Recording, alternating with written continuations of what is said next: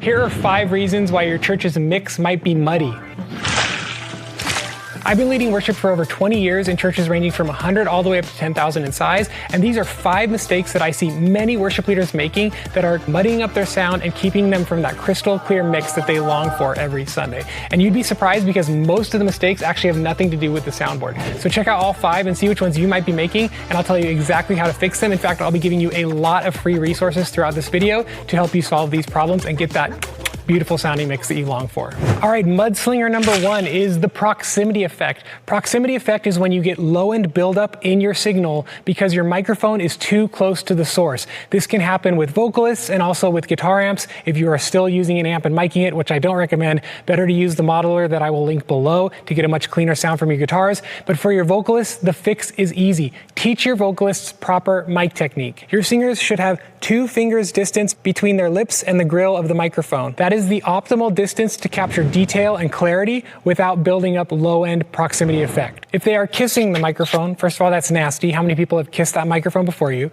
But secondly, you're sending a whole bunch of unnecessary mud to your sound guy that he's going to have to clean up later with EQ. You can solve all this by simply keeping 2 fingers distance away from the microphone. The same is true of your guitar amps. Keep a little distance to reduce the mud. And while we're talking about microphone technique, can I just be annoying and say, please stop holding it like a rapper. You are not a rapper, you are a worship leader. You don't need to cup your mic like this. You're actually changing the frequency response very significantly by doing this, and your sound guy is having to work extra hard to get a good sound out of a microphone that's held like this. Mudslinger number 2. Also has to do with microphones. And these 2 microphones look the same, but they're not. This is a $50 knockoff of the Shure SM58. And I want you to hear the difference between these 2 microphones. With 1,000 hallelujahs, we magnify your name. And here's the better one. With 1,000 hallelujahs, we magnify your name. I know a lot of churches don't have a ton of money, but please don't cheap out. Microphones last decades, and it's gonna help you get a crystal clear mix if you just spend a little bit more money for a reputable band. And if you wanna see my top 3 favorite vocal mics for worship leaders, I have a video that I will link below. But using good microphones and having proper mic technique won't fix the mud if you don't get this next thing right. Mudslinger number 3 is that your band is actually the problem. You've got too many musicians playing in the same frequency range, and that is causing frequency buildup in that area. Music is simply the allocation of frequencies and subdivisions. And if you have too many musicians playing in the same frequency range, you are creating mud. Maybe your keyboard player is playing their left hand down here, and your bass player is also down low. And your drummer is going crazy on the low floor toms and the kick drum. And your acoustic player is also playing down low. And your electric player is playing with warm tone down in the 1 position instead of with bright tone up on the neck. You need to teach your musicians to spread out their frequencies and play in the range that their instrument is optimized for. I see so many bass players who are playing way up here noodling all the time up in the high end. That's not what the bass is for. The bass is for the low end. So tell your keyboard player, get your hand off those low frequencies. That's not for you. And tell your acoustic player to play with the capo to get them out of the low frequencies. And tell your electric guitar player to brighten up their tone and to play up top in the high frequencies. And even better if you can teach your band to play in parts. In fact, I have a free lesson for you on the screen here or below to teach your band about frequency distribution, subdivisions, and how to play in parts. So grab that free lesson here on the screen or down below. Now that we have those non-soundboard related mudslingers out of the way, let's actually go to our soundboard and I'll give you 2 more important mudslingers that are killing your mix's clarity. Mudslinger number 4 is that you're not using a high pass filter on most channels. Think about the female voice. There is very little useful information below about 200 hertz. The female voice occupies from 250 and up. There is almost 0 useful information for your mix down here in these lower frequencies for the female voice. So why don't you just get rid of them? Well, that's exactly what a high pass filter does. It only passes the higher end information up to a certain point. In fact, let me show you.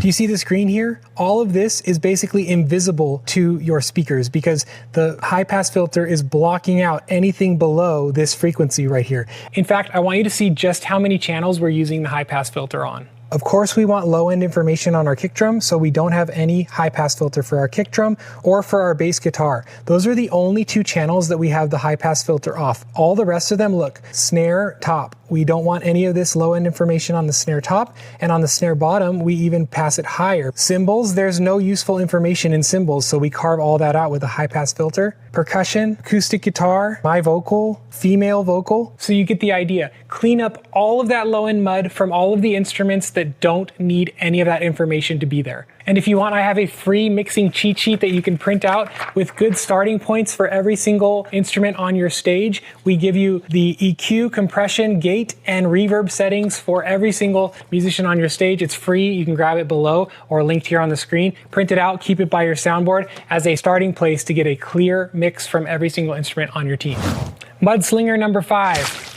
The 200 hertz range needs to be cut. This is literally the epitome of mud. A lot of people think if their mix is muddy and unclear, they should boost the highs to create more clarity and sparkle. No, first you should cut the low mids, the muddy frequencies, especially around 180 to 200 hertz range. In fact, let me show you how that sounds right here.